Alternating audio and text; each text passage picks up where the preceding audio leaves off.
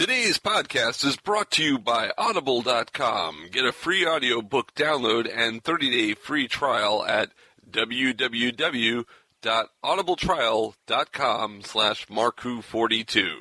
There are over 150,000 titles to choose from for your iPhone, Android, Kindle, or MP3 player. You lucky guys.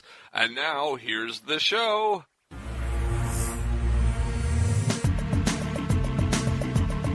This is Andrew Cartmel, and it is my master plan to listen to Mark-42's WHOniverse, and I'd like you to make it yours too.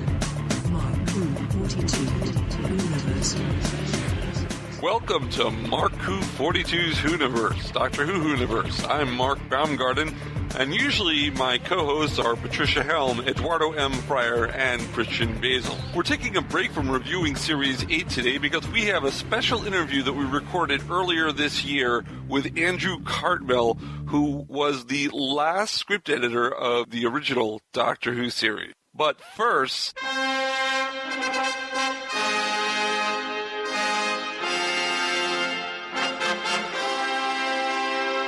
we are very proud to have Ken Spivey of the Ken Spivey Band on with us. Right, Christian? Woo! Yeah. Yes, sir. Ken, welcome, sir. Welcome to me. How am I doing? How are you doing? I hear you're sick. It's not good. Well, con crud. Con crud. I remember con crud. Yeah, we have the blessing of playing too many shows back to back, and it beat me down. So I am kind of half a Spivey right now. I'm an Ivy at the moment. The hardest rockin' Whovian out there in the Whoniverse. We brought you on the show today to talk about Time Lord Fest, because that's coming up October 19th, isn't it? 2014. It is, and that's actually in less than 4 weeks. Now, you've got a new venue for Time Lord Fest this year. We do. We have a fantastic facility called the Event Factory. I've heard that it's big. We have more room than last year? Well, last year was an indoor-outdoor facility, so it's kind of hard to be larger than the out of doors. That's true. That's true. So in that regards, no, I don't have the planet Earth at my disposal. But on the other hand, we have a 10,000 square foot facility that it was designed by a fella. My understanding with the background is that he originally did props for malls. And what do you do for the malls is all of the reindeer that looked like they had Christmas lights on them and they moved. Well, he made them in his garage, and I believe he also had a degree in theater design. So he started out making money doing that as his part-time job, and then he started doing sets for plays and shipped them all over the world. And he was doing quite well with that. He's quite a talented individual. His name is Harry Simon, very interesting fella, and needed to store the props somewhere, if I remember the story correctly. So in Tampa, it's actually what used to be an old Zayre's. If anybody, I remember Zayre's. Okay. Oh my God, it was an old Zayre's. So this is actually in an old Zayre's next to a Big Lots on Hillsborough Avenue in Tampa. Hopefully they left some souvenirs behind for us to pick up off the floor. Oh yeah. We totally need to get ourselves some extra packs of Velcro or something. Yeah. He had to store his props somewhere. So these Disney level props, he then decorated this Zayre's and turn it into a movie-quality set where when you walk in, it looks like an enchanted castle. And if you walk to your right, you go through what he calls the Enchanted Forest, and on your right-hand side is the Swan Ballroom. And a little further than that is the little hideaway called the Secret Garden, which looks just like the book, The Secret Garden. Wow. And then the main ballroom looks very much like the ballroom from Girl in the Fireplace. Oh, what are you going to have there? Oh, what are we going to have there? Well, we have our main guest, who is the main prop and costume designer for Doctor Who, Robert Alsop. He designed all the Time Lord robes at the 50th, the Impossible Astronaut suit. 2 companies did the Weeping Angels. Millennium did the costuming that they wore, but the wings were made by Robert Alsop and Associates, so he made the wings of the Weeping Angels. In this last season, I know that he did the robots in Robot of Sherwood. Oh, cool. And about half of everything you see that someone's wearing on that show, if it's like a wearable prop, he made that. In addition, he also, like in the new Judge Dredd movie, made the new Judge Dredd armor. Mm-hmm. He did Queen Amidala's hair in the first Star Wars movie. He did all of the armor for 300, the sequel to 300 for Gladiator, quite a few Academy Award-winning films. Wow. And he did Magneto's costume in the first X-Men. Now, Robert Alsop, his appearance, I understand, was made possible with the help of Guardians of Gallifrey. Yes. They're a Doctor Who fan club in Central Florida, in the Orlando area, and I'd like to thank them. How familiar are you with the Guardians? Because I'd like to hear your perspective, because I've known them since I was a little boy. So tell me what you know about them, Mark. I've known Guardians of Gallifrey since Charles Martin ran it. Wow. I am that old. No.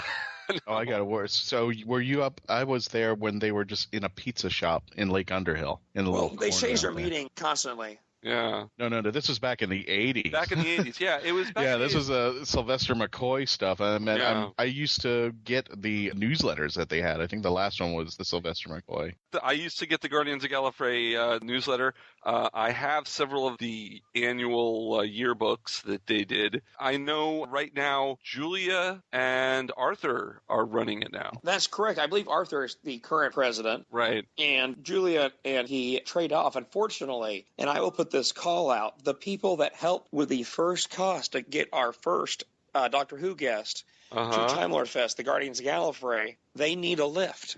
Huh? And if you're in the Orlando area, please contact the Guardians of Gallifrey. I know for a fact that Arthur needs a ride. And for those who don't know who Arthur is, Arthur Dykman. He's a nice guy. I've been friends with him for a while. I just remembered I have to bring something for him. Now that I've just remembered that. What is Time Lord Fest? Well, who's going to be there? What's it going to be? Well, it's a giant party. It's a festival. Originally, it was just a concert for my band. It started out in the front of a coffee shop in Orlando. And I remember that one. Yeah, well, I loved it. You do, Christian. Yes, we expected 50 people, and we had close to 300, and we took over an entire strip mall and an Applebee's. It couldn't even fit them into the place, so that they had to expand outside. And if you're inside the venue, even with their AC going, there was so little oxygen, we thought we were all going to die. And to top it off, it was a hookah lounge, so there was no oxygen in there. So that was amazing. Time Lord Fest was my first because I had never done panels before, and Ken invited me to do a couple out there, actually, and I had a total blast. Speaking of panels, we're going to be doing panels at this party, aren't we? You are indeed. Yeah, Mark Who 42 and Legend of the Traveling TARDIS. Let me put that in there, Christian. Yep, that little guy's coming with us. Yeah, the TARDIS is coming. Well, I'm actually going to make sure that both of you gentlemen, if you have any peers with you, I have not made the schedule yet, but we are going to try our darndest, especially since we keep getting more and more things that are appearing in it. Right. Our plan is to have a Mark Who 42 panel. Woohoo! Yes. So that is our hope. Yeah, and if we do that, we can put it on the air here on Krypton Radio. We have two things fighting against you. Uh-oh. And dare I share with you something that I've been fighting for months that may or may not happen due to U.S. Customs and British Customs. Oh. Okay. Oh, is something illegal? No, it's something very legal. Oh, it's legal. Something Good. very unique. We have been fighting for 2.5 months due to the nature of this prop from the show. Mm-hmm. It doesn't fall into a certain category. So the customs in it could be $30,000 or it could be $400,000. Right. And we can't get a firm answer, so we haven't officially announced it yet. But we believe we finally have figured it out with the help of some of our companions that we have are going to help us possibly financially. Because when I say us, Time Lord Fest is run by the band. Right. The band is my father and I.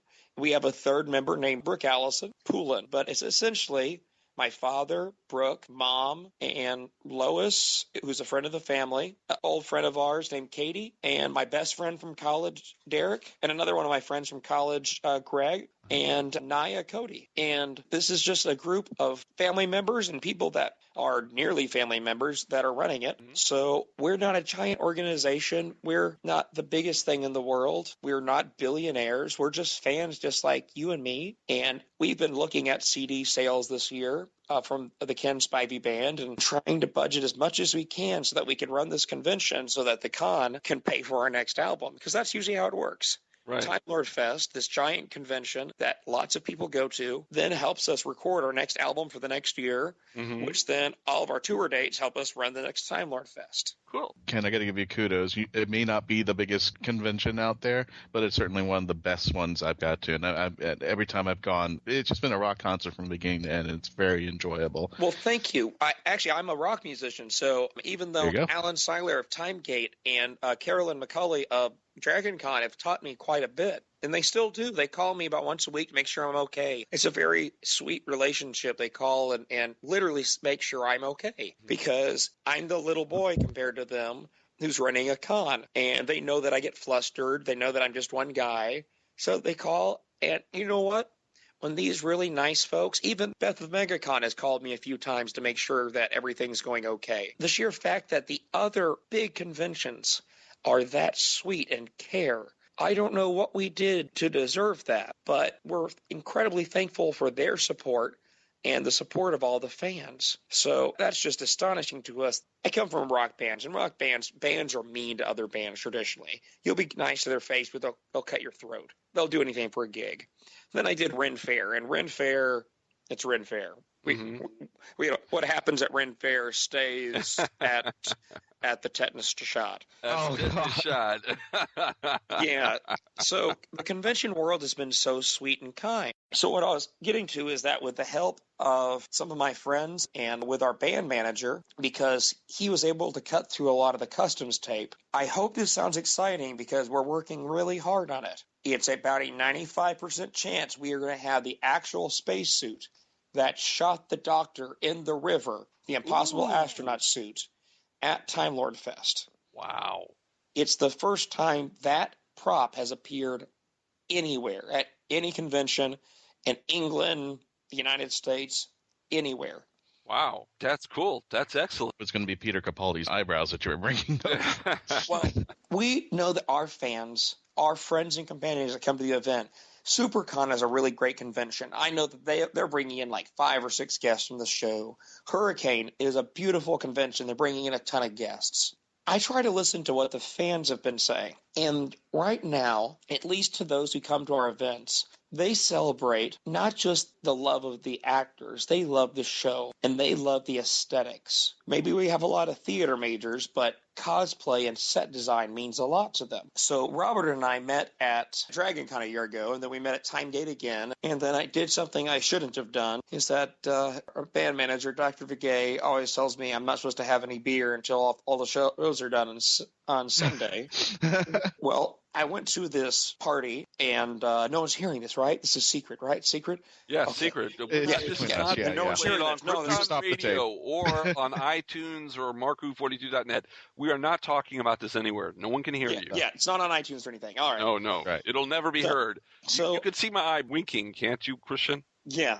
Yeah. Is that your eye? Never mind. A young lady who's the daughter of the owners of a NacroCon, another con being nice to me, saw that I was getting a little overwhelmed at Timegate. And sometimes I really love crowds, but I'm so used to being a little tiny bar musician that when people treat me with such love and respect, it kind of sometimes overwhelms me. I don't know what to do. And that's why at MegaCon this last year I hid and I wasn't at my booth a lot because it really, I don't know.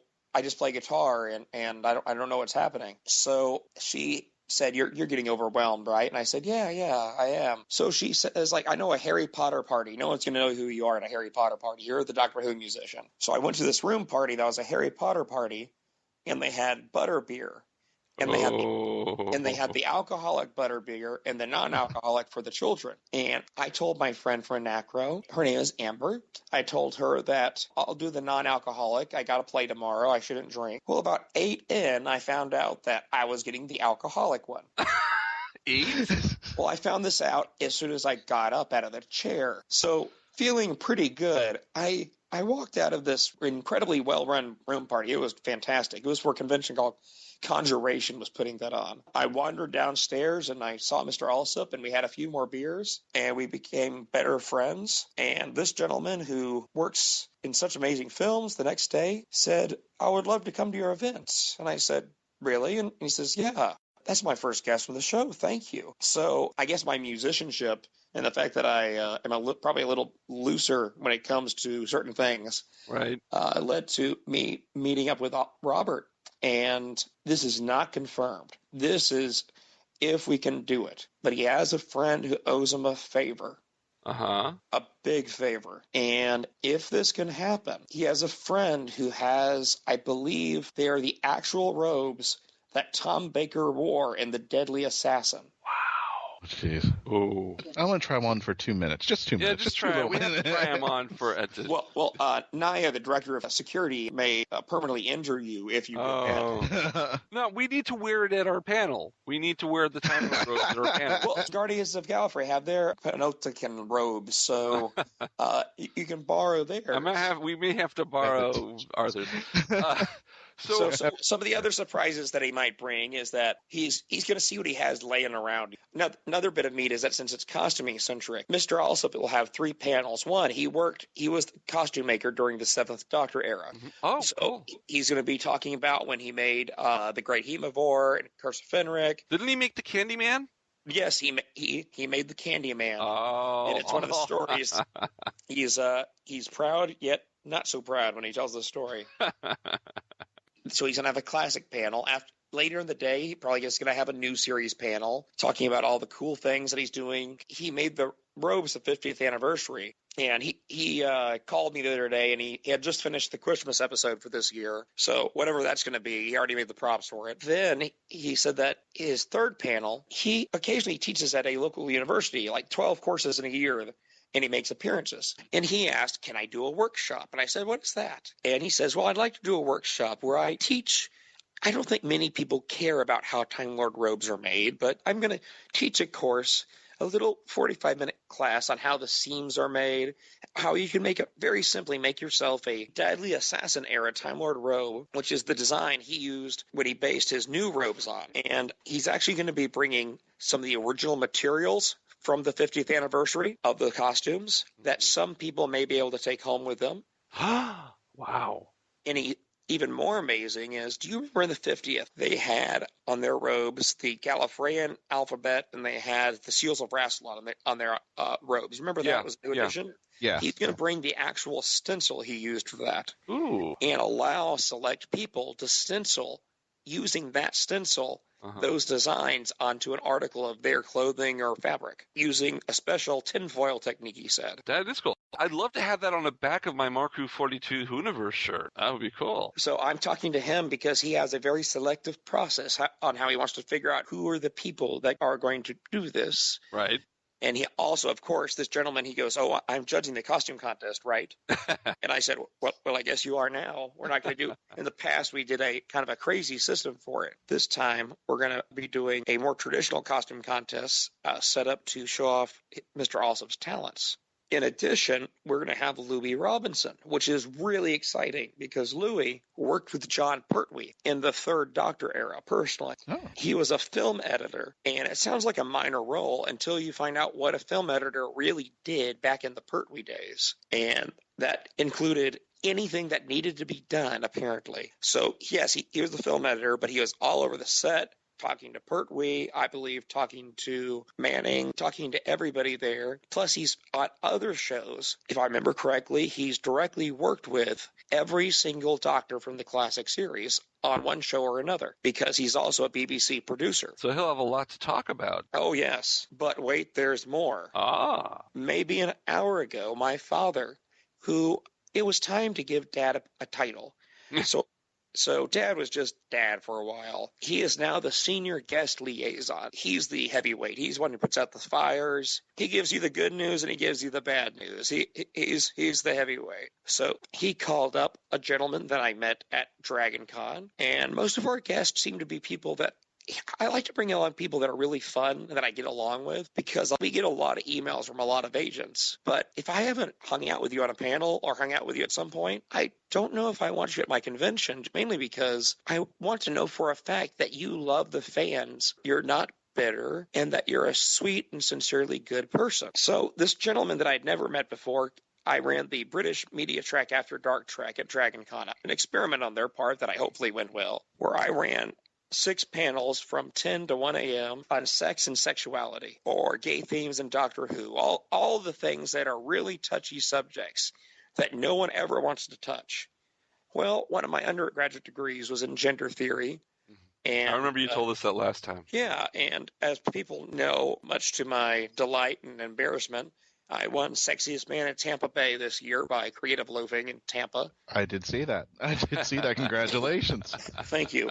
Every time it comes up, I make a new joke like, now I'm the sexiest man in the tri-state area. If it's okay with you, I actually earned the title of second sexiest man in Christmas, Florida. So, and I don't know who did that survey, but well, congratulations. I think I just made that up. But anyway, go ahead. I think you just made that up too. Tony Gowell was on a couple of my panels, and I had no idea who he was. All I knew was that this was one of the best panelists I have ever sat with in my life. He was smart. He was witty. On panels, I can be sometimes overwhelming and hard to keep up with. Not with this guy. No. This man, he makes me look like an introvert. This is the most outgoing, brilliant individual I've sat on a panel with maybe in my career. Well, it turns out that he is a senior director at DragonCon, and I had no idea that they decided that this fellow was the right one to put on my itty-bitty, maybe 150, 200-person panels on sexuality, that he was their go-to person for that. And he and I really got along. It turns out that he was also a zombie on 9 episodes of Walking Dead, and he was in the movie Zombieland. He's going to be in the upcoming TV show Constantine, and he is quite the actor. So he has a really, really impressive vitae. So we are going to have not only our first Doctor Who guest, we're going to have our first non-Doctor Who guest appear. And we are really excited about that. We just got off the phone with him, and he is an incredibly wonderful addition to the event, and he is a giant Whovian. Well, that's important. What was his name again? His name is Tony Gowell. Tony Gowell, okay. And hold on a second. I'll read you his quick little bio. I happen to have that here. Hold on one second. Let me pull that. All right. Tony has been with DragonCon for 14 years, is currently the director of DragonCon Convention Office. I'm not sure what that means. He has been a former casting assistant for various agencies in Atlanta, but is also a local actor for film, television, commercials, and website tutorials. He has worked on Rectify, Devious Maids, Killers, Due Date, The Internship, Life as We Know It, The Blind Side, Single Ladies, Necessary Roughness, Catching Fire, Drop Dead Diva, Franklin and Bash, Hall Pass, and The Vampire Diaries. In addition, he was in Zombieland, and he's one of the most repeated zombies in Walking Dead history, and he appeared in seasons 1 and 2. So we have this brilliant new addition who is not a Doctor Who guest, but he's done everything else in the world. Plus, since he's one of the moderators of one of the largest fan-run convention in the nation, he's met everybody personally. He knows Lucy Lawless. He knows Bruce Boxleitner. So we have a well-known character actor, plus a gentleman who's so incredibly interesting that Mr. Gowell will have his own Q&A on the main stage. Oh. We are very proud to announce that Mr. Gowell will be attending at Time Lord Fest 2014. And we are very proud to almost announce that we have the Impossible Astronaut suit and a 30% chance of the Deadly Assassin robes. Wow. So who else is going to be at Time Lord Fest? New York Times bestselling author Debbie Vigay, who wrote the very popular series Wicked. She also wrote Crusade. She also married some guy named Scott. Indeed. And actually, I've mentioned him before. Yeah. Not only is Dr. Scott Vigay the manager of my band, the Ken Spivey Band, through his company, Brazen Wind Productions, he also has an immensely popular podcast and STEM outreach program called Dr. Geek's Lab. So Dr. Geek will have Dr. Geek Presents the Science of Doctor Who panel. We've actually had one of those on the show before. We've had Dr. Geek on, and we did a Science of Doctor Who. Yeah? Yeah, it was fun. He knows a lot, Scott.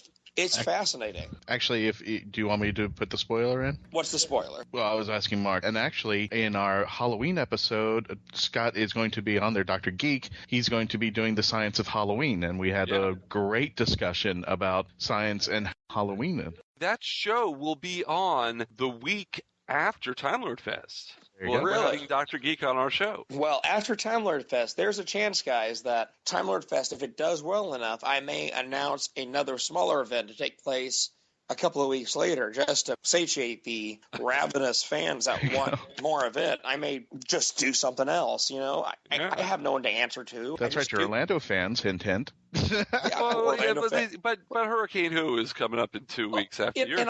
And I would never do anything to hurt them. They're very nice gentlemen, and I never want to do anything to hurt the feelings of another convention.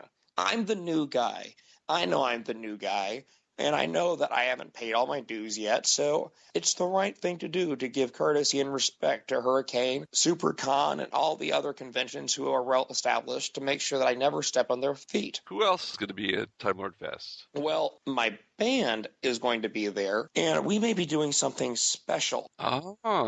We normally only play one set. Mm-hmm. My father, Brooke, and I have been talking about because the band is really changing in sound. If you haven't heard the last two shows, you have not heard the new direction we're going, how incredibly harmony-centric we're going. The keyboard parts are getting more complicated. Poulin, who recently joined the band, actually has a master's. She has an undergraduate in music and a master's in music therapy, which is an interesting combination, which means she not only studied at the graduate level music, she also studied cognitive psychology. Right. So she has an interesting approach. She approaches fans.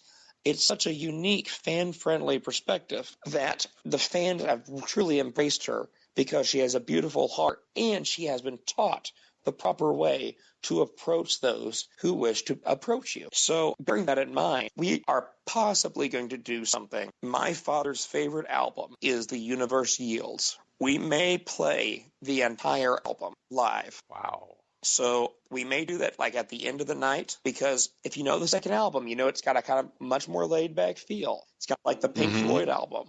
We may do the big clapping your hands, screaming show earlier in the day that everybody knows. We may do The Universe Yields live, which I don't know if you know the album well enough, but it is a very musically difficult album. And you're going to do it live? Yes, we're going to work really hard on getting all the strings parts right.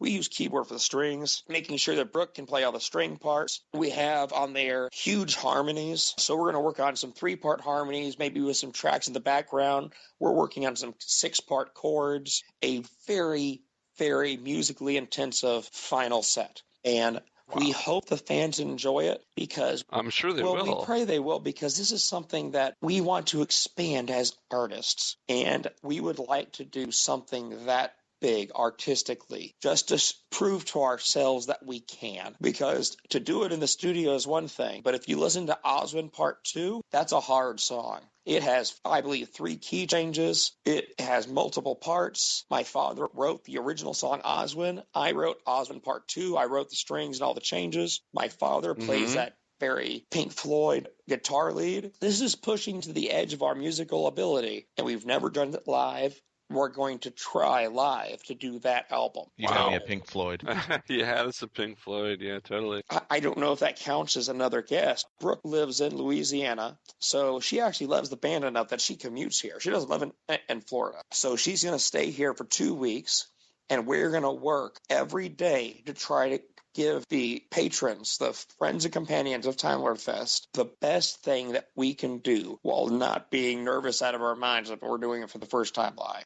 Who else is appearing? We'll have J.C. Del Torre from Star Mage. We're going to have both of you gentlemen. Yeah. Of course, we're going to have the Mark and Christian of Who 42, and we may have some surprises. Since it seems to be a friend group, we sometimes just get people that show up. So someone might just show up. We don't know who. Like they just show up and like, hey man, you want to get on stage?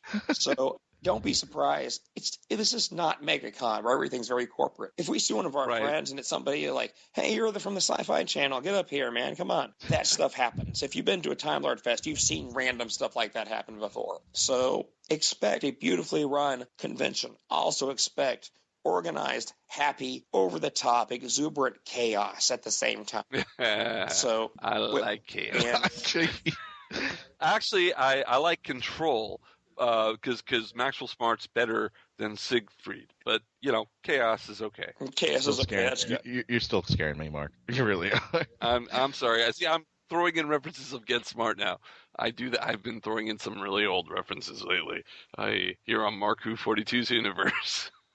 Thank you very much, Ken, for stopping by with us and talking about Time Lord Fest, which is on Sunday, October 19th from 11 to 7 at the Event Factory in Tampa, Florida. That's right, gentlemen. Thank you very much. And don't forget to go to his website, timelordfest.com, for more information, or to kenspivey.com for his music. And also, here's another giant spoiler for 2015. Don't be surprised if you don't live in Florida. Time Lord Fest might be coming to you. Wow, and that is good news for people out of the state of Florida. So once again, thank you very much, Ken. I can't wait to go to Time Lord Fest. That's going to be great, and we're going to have a great time there, Christian and I.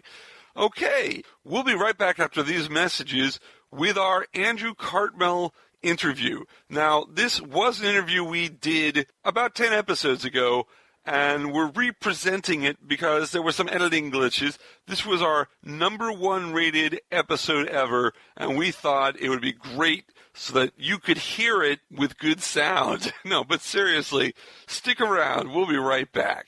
Hi, everybody. Patty Hawkins here with the Geeks of Comedy, and I'm with the Mark Who 42 podcast, a wonderful program for all generations of regenerations. The Pull Bag is the GCRN's place for everything you need in the comic book world. We focus on new and current comics, while also tackling a few back issues here and there. So join the entire GCRN crew and see what issues the hosts have with today's panels. You can find the Pull Bag on iTunes and geekcastradio.com. Make your great escape into comics. Grab your helmets because it's time to assemble Mask. The Geekcast Radio Network has launched Masked Mayhem with your hosts Optimus Solo and TFG and Mike.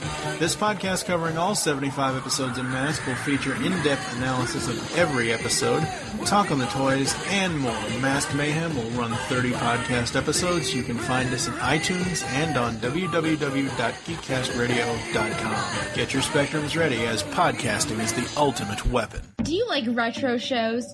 Did you grow up in either the 80s or the 90s?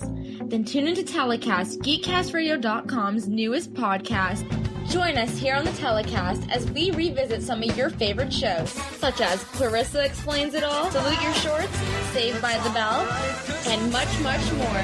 Only on geekcastradio.com. Welcome back to Mark Who 42's Whoniverse, Doctor Whoniverse. I'm your host, Mark Baumgarten. Let's go to our interview with Andrew Cartmel, last script editor of the classic Doctor Who. Hi, that's right. We killed it off. You killed it off.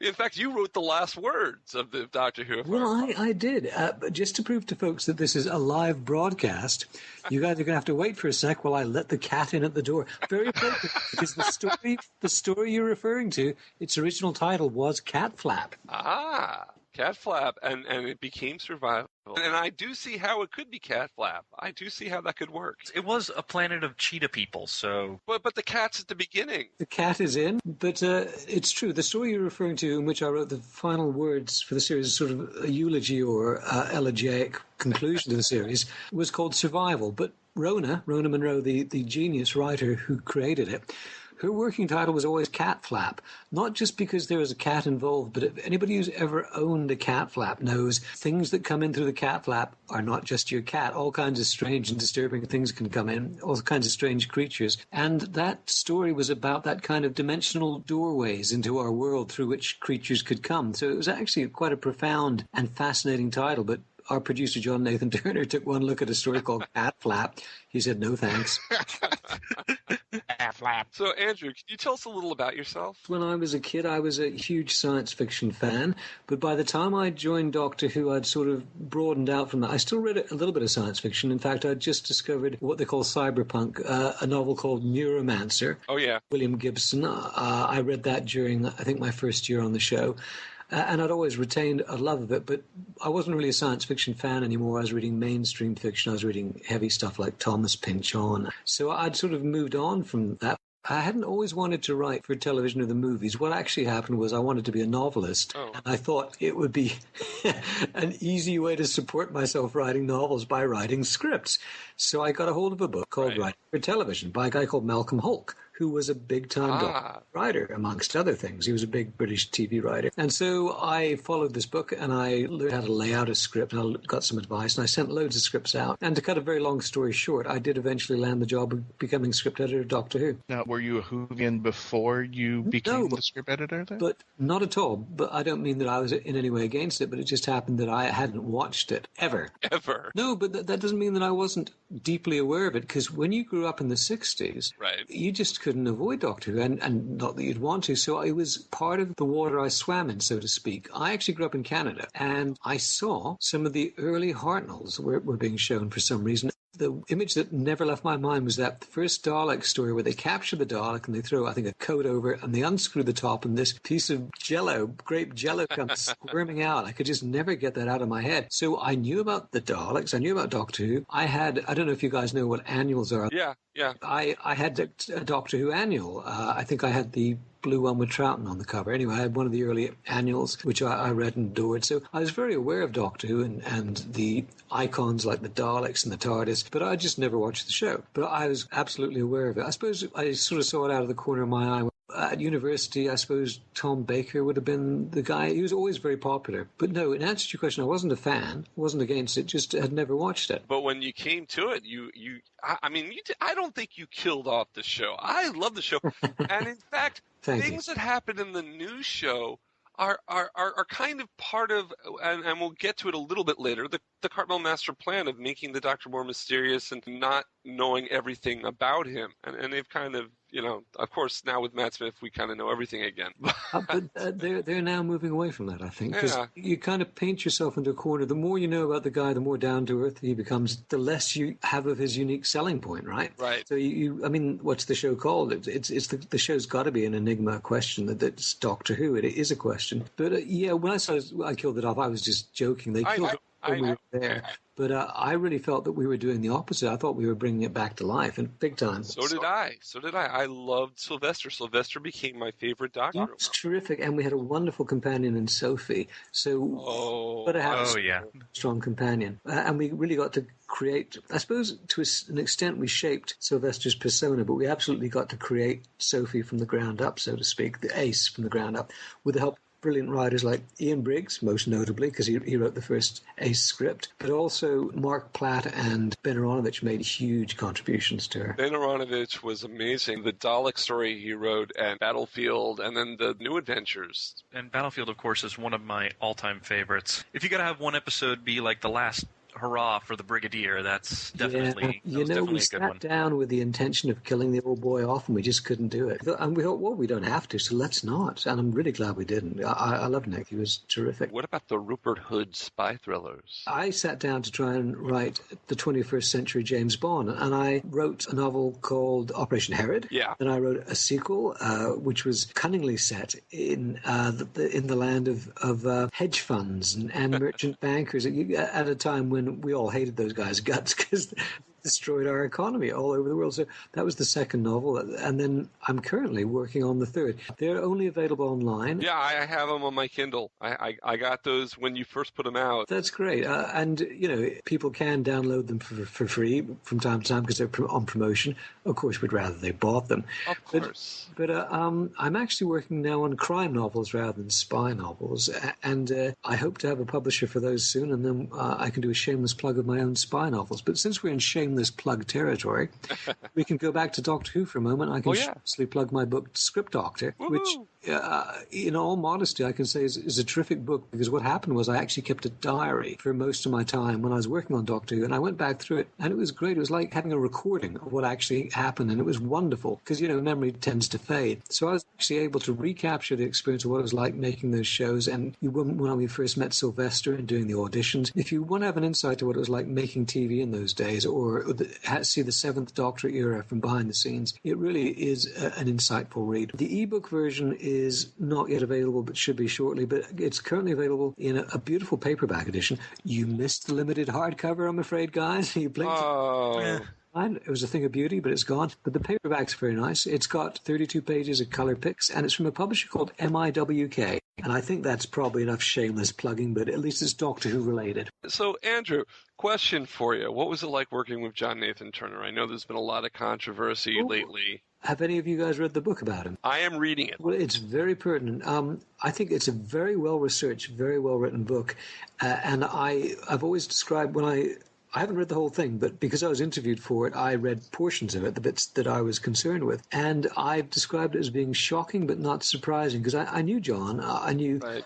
He was a big gay producer, a nice bloke, a real drinker and a party animal, but also quite ruthless in terms of pulling people into bed, apparently. This is what the book reveals. Right. So there's this kind of seamy side to him. It has to be said that if you read the book, you'll find that John's life partner and boyfriend, Gary Downey, comes across as much more seedy and negative than John, I think. Oh, really? Yeah, I believe so. I believe that he comes across as all this criticism is partly applicable to John, but much more apparently to Gary. Yeah. John, on the whole, I have a positive and favorable memory and opinion of John, because there were two sides to him. He could be very bad-tempered and temperamental, but on the whole, he wasn't like that. He was very supportive and uniquely, almost in television, he was willing to give new talent a chance. I mean, I was completely new. The writers I hired were new and untried almost entirely, and John just let us do it. It was fantastic, and that was great about him. As I say, he had his flaws, and some of them were serious, but on the whole, I'd say that he was a great guy and a great producer. I liked his work, and I got to meet him several times at OmniCon, at a Doctor Who convention down in Miami.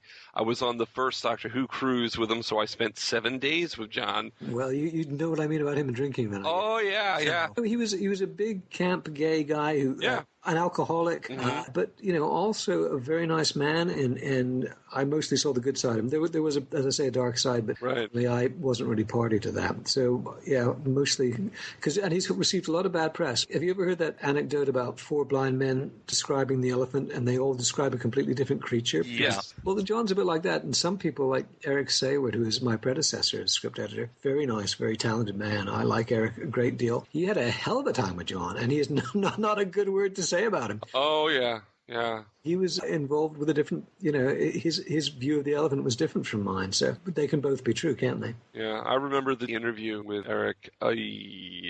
Well, yeah. He had some really bad things to say. Sure, and DWB was the perfect place to say it, because they hated John. And there's a vendetta between them. But the thing was, John used to get these magazines because they were automatically sent to the Doctor Who office. Right. And he'd immediately sit down at his desk and read every word, smoking a cigarette. I thought, John, that's not good for you. I learned very quickly not to read your own reviews, not to read the fan press, because they might say 99 good things about you, but the 100th one, if it's negative, that's the one that's going to stick in your head. But he couldn't do that, and it would really get to him, which is a shame. But I can still picture him sitting there glumly looking at these attacks. Poor guy. But he left himself open to it. He did a lot of things wrong. They always used to say stuff was like panto, which is the English word for pantomime. It means a big camp kind of silly, childish play. They're for kids at Christmas time. Yeah. And that some of that criticism was justified. But on the other hand, he also backed things like Battlefield and Ghostlight and Survival and Remembrance of the Daleks. Curse of Fenric, that's not very pantomime, guys. So, there's a whole spectrum to his approach. Speaking of pantomimes and scary approaches, one of the episodes that you guys did with the Seventh Doctor was Greatest Show in the Galaxy. Okay, our fourth, Patricia, she is one of those who is scared to death of clowns. I wouldn't say that I'm scared to death of them, but I always thought they were deeply creepy. Do you know what I mean? You like when you're a kid and this big clown face comes to try and make you laugh, you just want to scream. Yeah. So I'd never bought into the notion that clowns were anything but disturbing. So we totally went for that. And in fact, there's a word, I've forgotten what it is, but there's actually a term for fear of clowns. There's a clown phobia. It's called like chlorophobia or something. Did anybody ever send letters to the office or, approach you guys at conventions or anything and be like, oh, thanks to you and Greatest Show in the Galaxy, I can't sleep now? Well, yes and no. We did get criticism like that, but not to do with the clowns. It was to do with Mag's fantastic transformation, if you remember that cliffhanger transformation when they shine the moonlight on her and she turns into a werewolf. People who haven't seen it, Mag is played by Jessica Martin, and she is a punk werewolf. We don't know she's a werewolf till she transforms.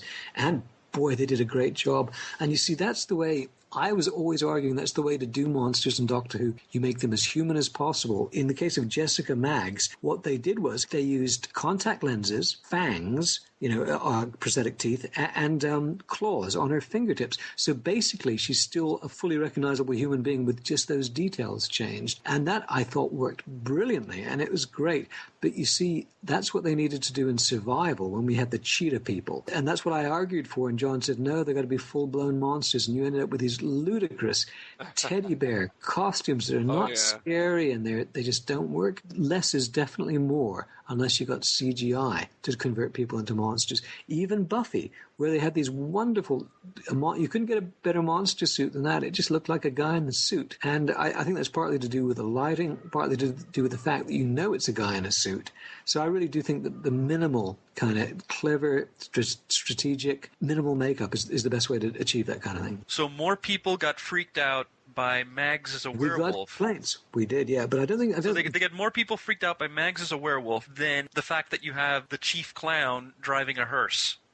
Isn't that great? Wow.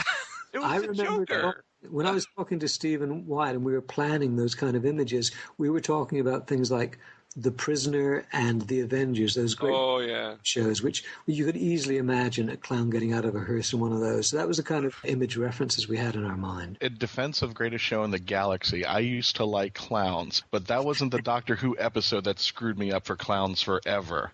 I'm going back to Deadly Assassin, where the fourth Doctor is wiping on sand and you see that clown, he's laughing.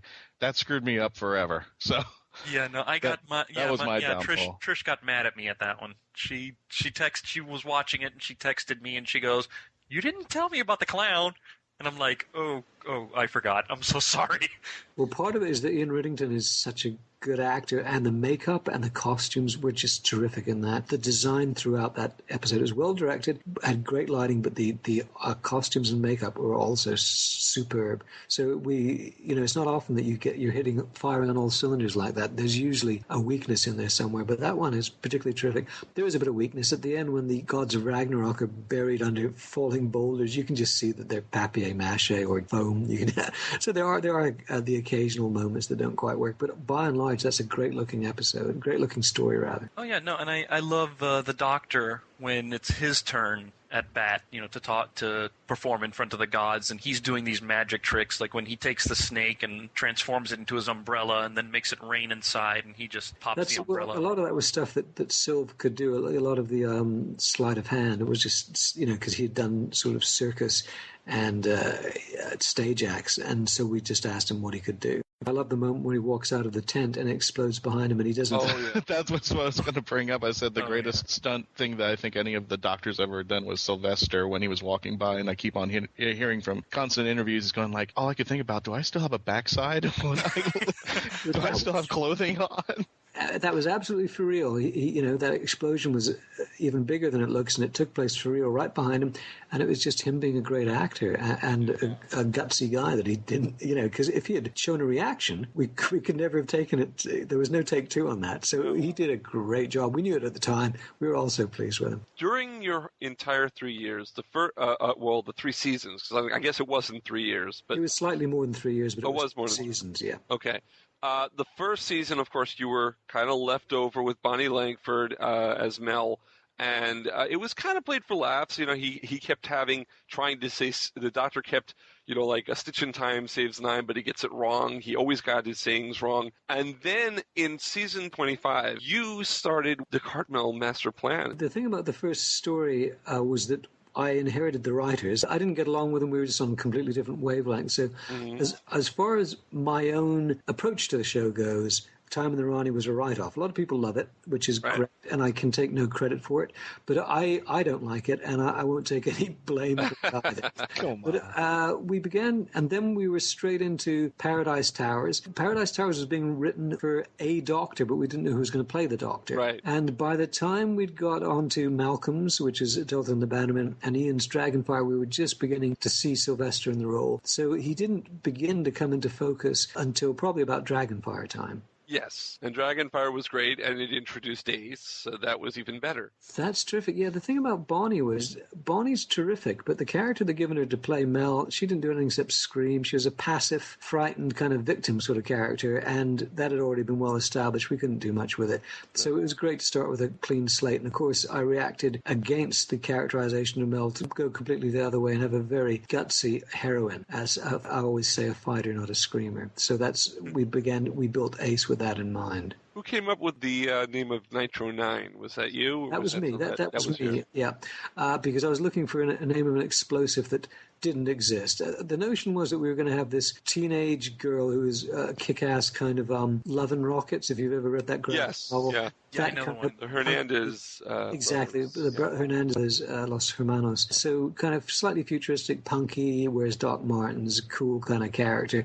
Doesn't take any crap from anybody. And I made her a teenage explosives aficionado and expert. I needed the name for a completely non-existent explosive, and I just thought it alliterates nicely, Nitro 9. But although I came up with those basic concepts, I didn't come up with the name of Ace. I didn't bring the character to life. That's all down to Ian Briggs, who did a magnificent job. And there's these great lines like, last one back is a gooey mess, speaking of the Nitro 9 when she throws the bomb. All this great stuff, yeah. So in a sense, I had to create the character because if an outside freelance writer created the character, the BBC would have to pay royalties every time they appeared. So John Nathan Turner, the producer, said that I had to come up with it because I was on a staff contract. So I did come up with the parameters of the character, but the guy made her three-dimensional and really added that spark, in the Frankenstein lab. The one who brought her to life, that was Ian Briggs, and he did a great job. Who was it that came up with that running joke where the doctor would talk to Ace and go, hand me some of that Nitro 9 you're not carrying? And how she would just very nonchalantly reach into her bag, and it's like, okay. If that first occurred in Dragonfire, it would probably be Briggs, but I'm not sure. No, I don't think it did. Cool. No. That rings a bell. That might have been Kevin Clark in Silver Nemesis. Something like that. Yeah, he said, that was Silver Nemesis. And I think, didn't the Seventh Doctor also say that to Ace in Remembrance? Oh, it might have been Ben. Might have been Ben who said first.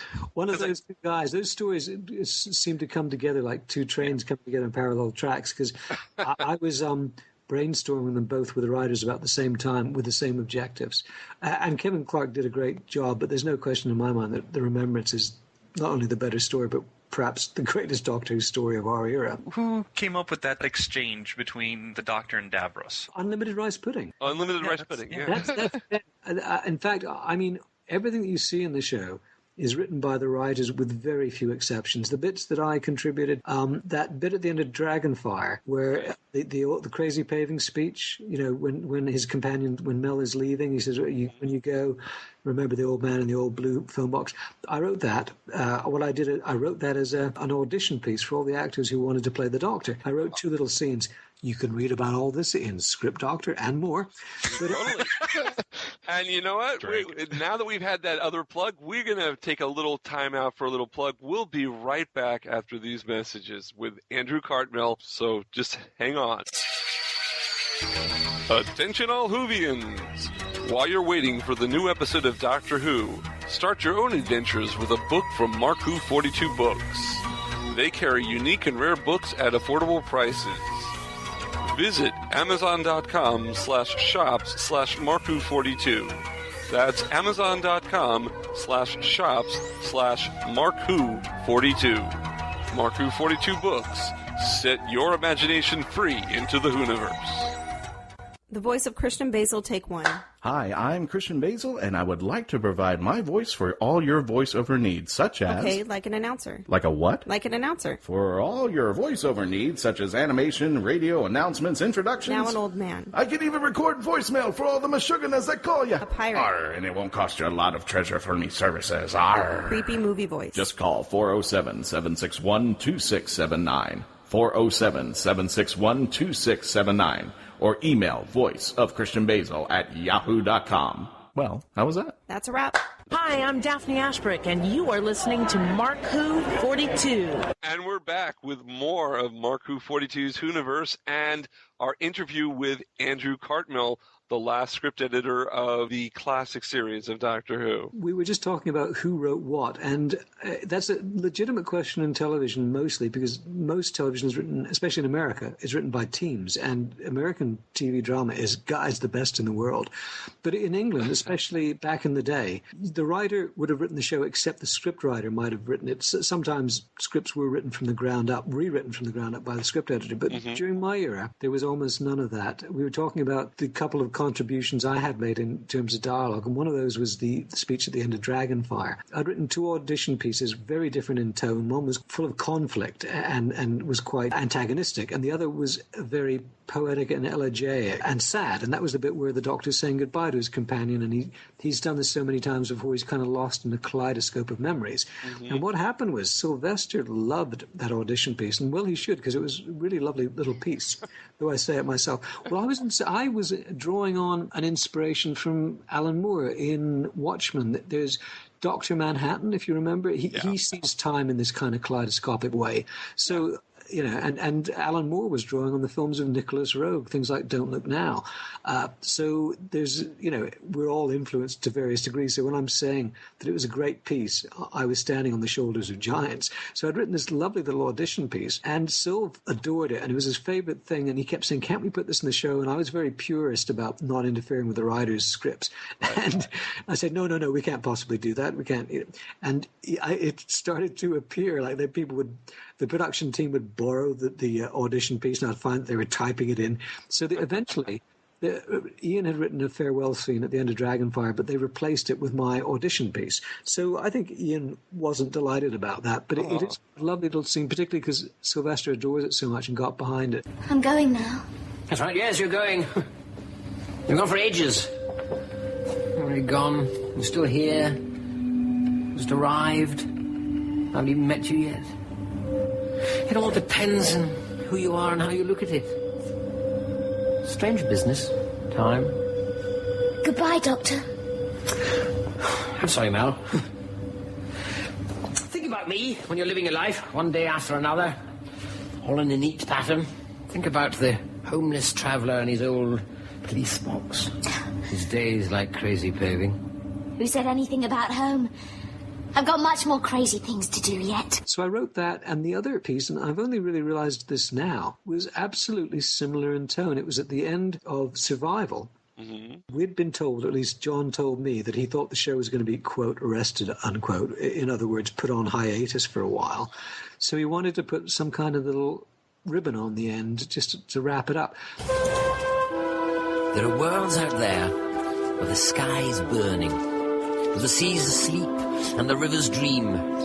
People made of smoke and cities made of song. Some of there's danger, some of there's injustice, and somewhere else the tea's getting cold. Come on, Ace, we've got work to do. So I wrote this, again, it was very elegiac and slightly sad, a farewell piece as the Doctor and Ace walk away. I believe it was just done as a voiceover so we could put it in with a minimal kind of hassle. And I wrote that, and I'm very proud of both those pieces. But apart from that, pretty much everything was written by the writers. There was some stuff when we were working on Graham Curry's great script, The Happiness Patrol. We had some serious need for rewrites because of things like we lost a set, and there was all kinds of production problems. So me and Ben and Graham sat down together and worked out some bits and pieces. So there's perhaps a little bit of Ben's influence here and there. But pretty much 99% of what was written, when you're saying who wrote what, you can pretty much assume it was the guy or the girl who had their name on the script. And speaking of girls, women, I got to say Rona Munro's script we had 2 women writers. There was Jane Baker, whom I didn't get along with and wasn't simpatico with. Pip and Jane Baker, yeah. Yeah, but then there was Rona Munro, who was just dynamite. I'm so proud of that stuff that she wrote. Well, speaking of writing, and continuing on with the Cartmel Master Plan, when the show ended and then in 1991 they brought in Virgin New Adventures, was the Cartmel Master Plan supposed to be part of where they were going with those novels? No, and in fact, I don't think the term Cartmel Master Plan really had surfaced yet.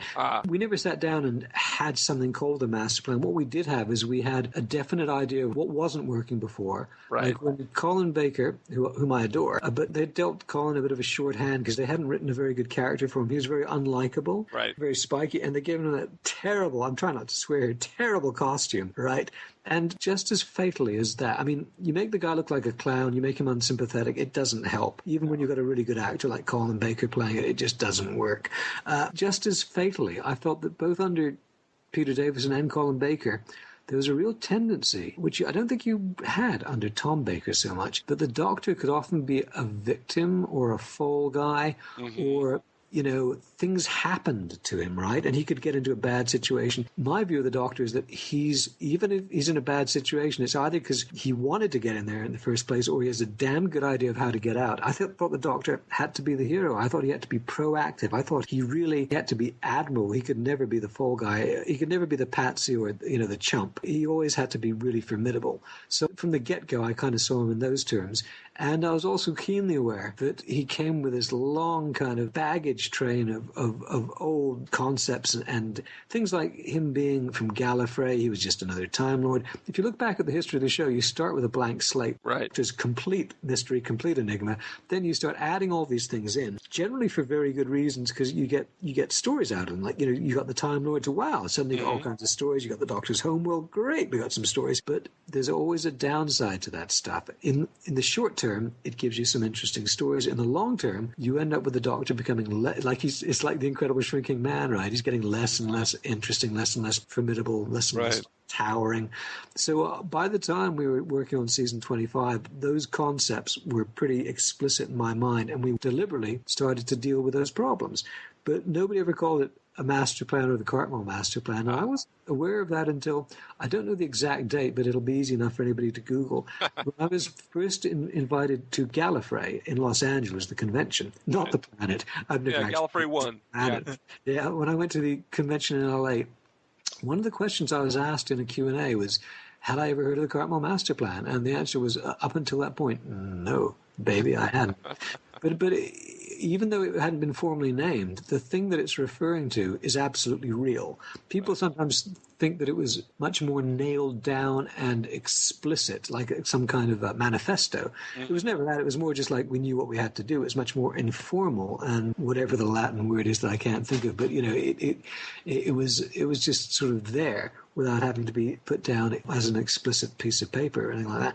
So it did exist. And also people often ask if there was a detailed kind of synopsis of where it was going from there. It wasn't. It was a loose bunch of ideas, but the thrust was always very clear. To get back to your question about the Doctor Who adventures, the new adventures, the books, I don't think they were thinking in those terms, partly because people weren't so much talking about the master plan then, and also the only cue that they picked up, I think, from the show really was to make it slightly more adult, because they were aiming those books at adults. Right. I don't think they actually paid sufficient respect to what we'd done with the show. They just thought, we'll carry it on, but we'll do it in a fairly adult way. Now, was part of the plan that the Doctor was going to be the third of a trio, Rassilon, Omega, and the other? Absolutely, but I didn't want to pin him down as being any particular thing. That was just a way of saying, sure, he had been on Gallifrey, and all the...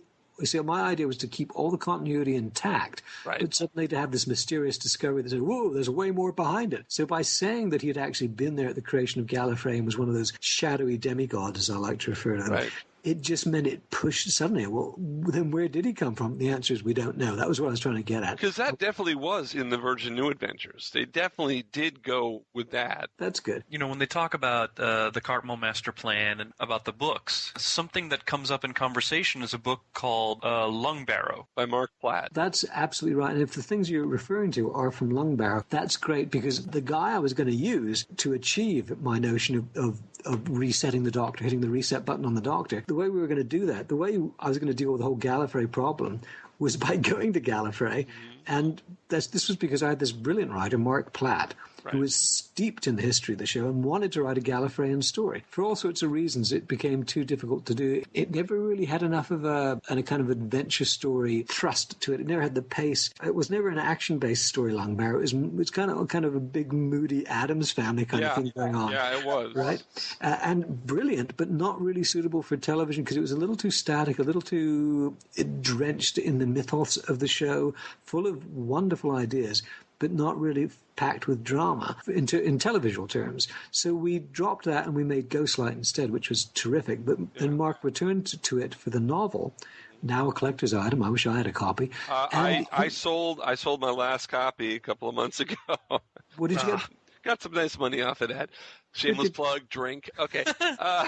No, so you should. But you see, Mark was in the office when we were working out the best way to reinvest the Doctor with mystery. So anything that Mark put into Longbarrow would be, to use that terrible term, canonical with the Cartmel master plan, folks. Because Ben Aronovich was very much involved in these discussions too. Because again, he was a guy who knew all about the show. Because he had set out Mark knew all about the show because he loved it from the first day it appeared. And he had been a dyed-in-the-wool fan, as well as being a great writer. Ben had sat down and learned about the show. He hadn't been a dyed-in-the-wool fan, but both of them were really switched on about the existing corpus of detail about the Doctor. So they were the guys I sat down with to figure out how can we hit, as I said, the reset button on the Doctor and make him big and mysterious. But I must always stress that the idea was never, to repeat myself, say the Doctor is this something else, the other, whatever. The idea was just to say, he wasn't all those other things that we thought. He wasn't just anything. He wasn't just another Time Lord who'd been to the Prydonian Academy. If any of these efforts led to a kind of specificity about the Doctor, then I would have failed. It was just to kick the door open and let some fresh air in, and to completely remove any constraints or definitions of the character. Because I think he's much more wonderful when he's mysterious and we don't really know anything about him. You also wrote the War Trilogy in the New Adventures, War Child, Warhead, and Warlock. Yes, those were amazing. Less, for not saying Cat's Cradle, because they had this stupid idea at the Virgin Books, the people who published the New Adventures. They had this stupid idea that the completely unrelated Doctor Who novels by completely different novelists would sell better if they stuck an umbrella title on them. So you had Time Worm. Time Worm was the first 4 books. Time Worm this, Time Worm that, Time Worm the other thing. Yeah. And, and impose a bit of continuity in the books. And I hated that so much because it restricted the freedom of the writer and it lumbered him with stuff he didn't want in his book. And in my case, people come up to me and say, "Oh, I love your book, Cat's Cradle." And I never wrote a book called Cat's Cradle. No, but it had Cat's Cradle in front of it, the first book, the first war story. But yours was a true trilogy. It had some of the same characters. The story continued. It was a great trilogy. Thank you very much. Before I leave Cat's Cradle forever, the other reason I really hate that title is that Mark Platt had worked on a story called Cat's Cradle for us. It was all kind of confusing, stupid. Yeah, so the War Trilogy, my sister always says that if I'd written a 4th book, I should have called it Warthog, she says. But when I wrote those books, I was totally under the influence of cyberpunk. I've mentioned Neuromancer and William Gibson, who I still think is a great writer. And if you get a chance to read Neuromancer or Count Zero, those are still dynamite books. So that was where I was coming from. And also, it's been years since I've read those books, but they're quite bleak and dystopian, aren't they? Oh, yes, they were. Very. But people still say nice things. Ben Aronovich still says nice things about those books, so I must have got something right. Just between you and me, I can't bear to read them, not because there's anything particular about those books, but whenever... And I'm by no means alone in this. I know a lot of writers who are like this. Once you've written it and it's out there and you can't change it, you're terrified to read it because you might spot a mistake or you'd spot things that you'd do better or do differently. So I don't look back, So, but I'm delighted because a lot of people, Russell T. Davies, he said really nice things about those books, and I think they were quite influential. A lot of people, young writers, Doctor Who fans who were coming up at the time, read those, and I think they made quite an impression. They did on me. Andrew, I can totally sympathize. Writing plays and writing stories and all that stuff, that once I've closed the book, once I've sent in the script, once I've submitted it, I can't look at that script. I actually had to hide it and put it in a safe somewhere because I don't want to see it anymore, because once I open it, I go, oh God, I could have put that in there, or why did I leave that out, or why did I say that? It'd just go on forever and drive me crazy. Exactly. 10 years from now, I'll look at it and go, God, what was I thinking? What was I doing at that moment? Yeah, I have the same thing with whenever I do performances. There are times where I dread watching my performance because, I'll start to nitpick. I'll be like, oh, I could have said that differently. That's why some actors don't like to watch rushes when they're making a movie. Okay, keeping it Doctor Who, but jumping from work you've done to... Keeping it real. Keeping it real. Yeah. Oh, yeah.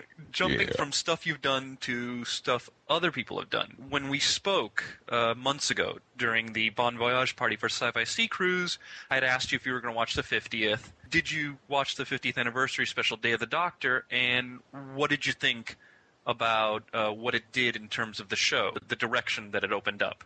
Well, I can kind of answer that tangentially because what I did see, they very kindly invited me to the British Film Institute for the grand debut of the Christmas special, which I presume you guys have seen. Yeah. We saw that thing. I wonder if you're on the same page as me, because I hadn't been following the show. Just to explain to people, it's not that I've got anything against Doctor Who, it's just that when I stopped working on it, and then Russell came along and brought it back to life and had a huge hit with it, the way I describe it to people is I say it's like knowing that your ex-wife is really happy with somebody new. And don't look back. Don't look back. You're very happy for her, and you'd never be small enough or mean enough to wish anything bad, but you don't want to know too many details. So that's kind of where I'm at with Doctor Who. So if it seems strange that I haven't watched a lot of these really important milestone episodes, that's kind of the reason. But I was actually invited along to the grand premiere screening of the Christmas one, so of course I went along and I was delighted. So that's something I can talk about. And what I would say is that Stephen Moffat is a genius writer, and there was moments of wonderful comedy in that showed the great stuff he does. But I was kind of all at sea because there was so much stuff going on, and it seemed to involve so much kind of detail about she's on the outside of the TARDIS, and then she's trapped there, and the Time Lords are breaking through, but only if the Doctor stands on his head and wiggles his toes. And I spoke to some other people who are just civilians, so to speak, like the guy who's been building a bookcase for me, and he said, I saw that Doctor at Christmas. He said, I couldn't make head or tail of it. And that's the way I kind of felt. I sort of thought that you needed, as Stephen Wyatt put it, a PhD in Doctor Who studies. Yes, you did. We have to get the Cliff Notes to the Time of the Doctor to actually appreciate the Time of the Doctor. So that's kind of my take on it. I mean, the bits and pieces, I have seen wonderful stuff by Steve and by Russell, but in recent times it seems to have been getting very kind of intensely self-referential, and that's the thing I'd say at the moment. He was trying to finish plot points that he brought up, and it seems like he did spend more of the time working on closing plot holes and stuff than actually telling a good story. Well, see, that's the thing. Your comments, Andrew, kind of reinforce what we were saying when we watched it and we spoke about it on the podcast. Which is that, it's the thing about Time of the Doctor is that it was Stephen Moffat trying to close the book on the 11th Doctor's time and close off all the hanging plot lines. It's the fact that you had stuff that went all the way back to the first episode that the 11th Doctor was on. The 11th hour. Right. And it's one of those things where, you just said you're not following the show that much. So, here you're coming in and it's like, well, what do you know about the silence? What do you know about the TARDIS blowing up? This is stuff that you're like, okay, wow, it blew up. When did this happen? So, it does seem like, I'm not trying to rag. This is just my observation. My observation from what is being said is that, someone coming in cold, or at least after a long hiatus. I kind of feel you can do that stuff, but it's got to be balanced in such a way that somebody who's just watching it for the first time or hasn't watched it for 10 years would still have lots of things he could get a kick out of. And that to me took a backseat. Well, in the 50th anniversary special, the one that was on November 23rd, it was accessible to outside people as well as inside people. That one, I think, did work. You see, I need to see that. So you didn't get to see it. So you didn't actually see it. The reason I didn't get to see it was because it was on at the cinema in 3D. Uh-huh. Couldn't get in on the first night, the big proper 50th anniversary night. In fact, I was doing the event that they had. Yes. So I missed it on the actual night. And then I thought, okay, I'll catch it in a couple of days' time, but it wasn't on in a few days' time. And I'm the kind of snob that I thought, well, if I can't see it 3D on a big screen, what the hell?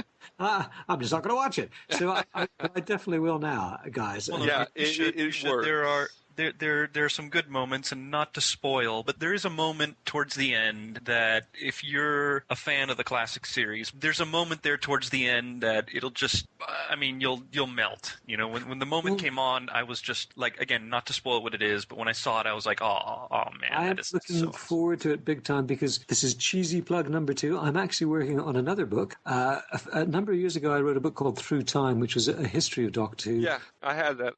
Thank you very much. We're doing a revised edition, which will be much better in lots of ways, not least because Through Time was a kind of insipid title, and this will be called Who is Who, which at least references Doctor Who in the title. And as you know, I covered the show up to that point, which was just the beginning of the Russell era. Right. So now I'm going to do an updated, revised version. So one of the absolutely pivotal episodes to see will be the 50th one. So I will be catching that. Now, you talked about the new show being like your ex-wife wanting you to be your boyfriend. Would you ever work with your ex-wife again if they asked you? No, in a New York minute, I would just love to. I would love to.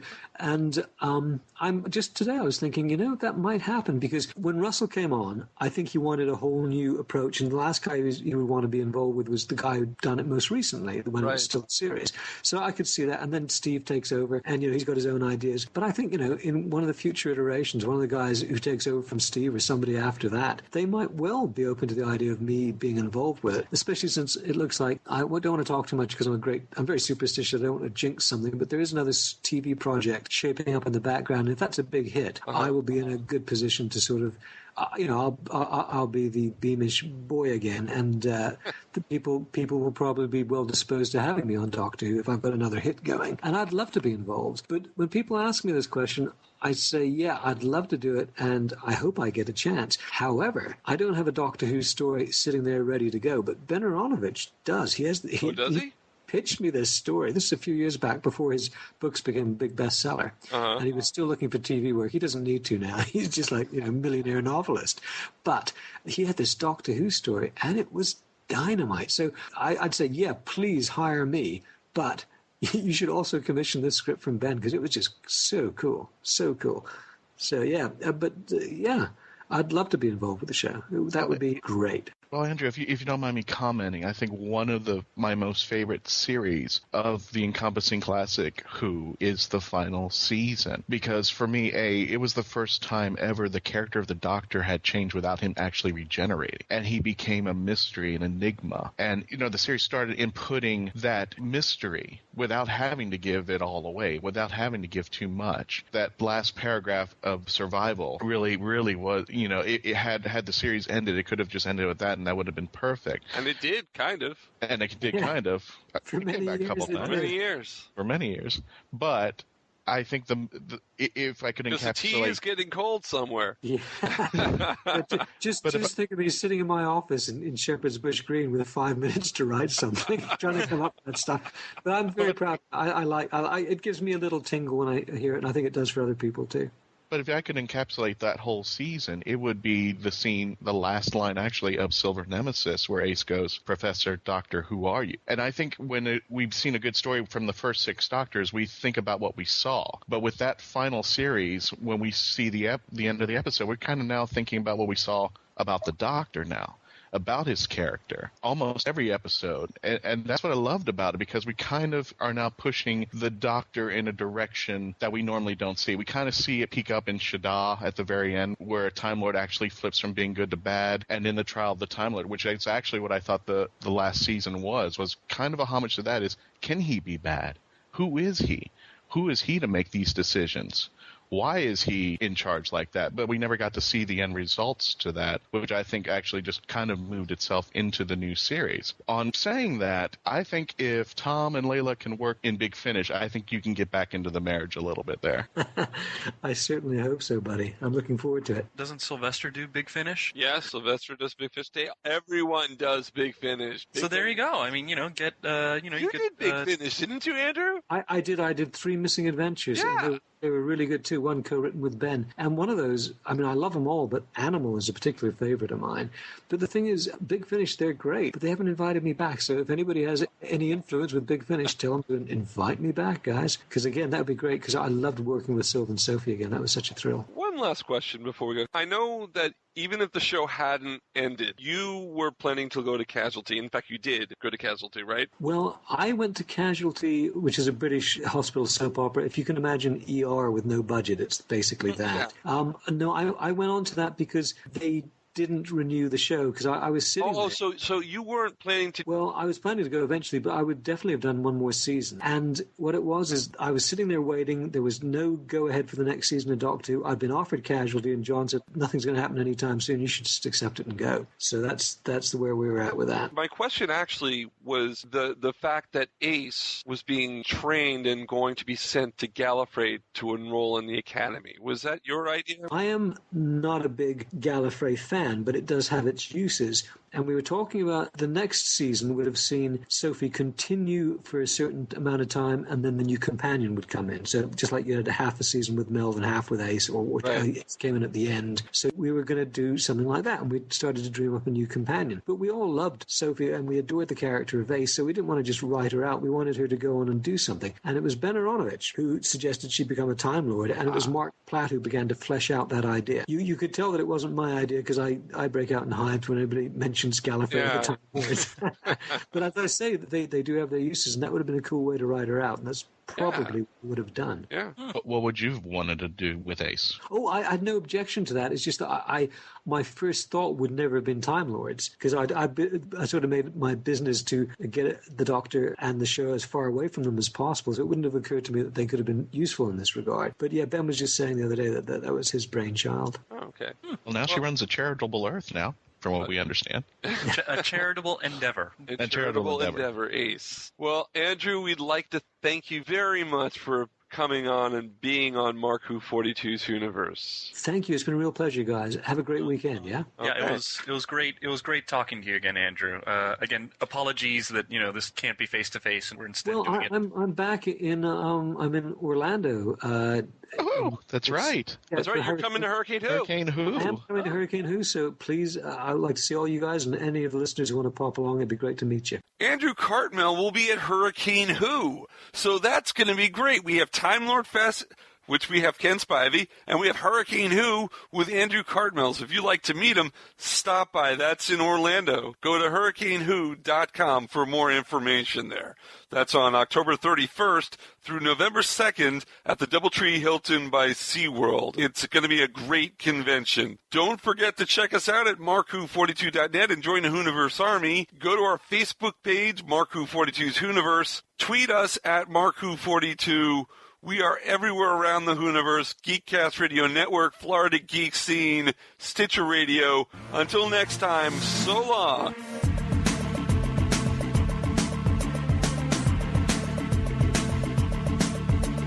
Mark Who 42's Whoniverse has been written and presented by Mark Baumgarten, Patricia-Helm, Eduardo-m-Freyre, and Christian-basel.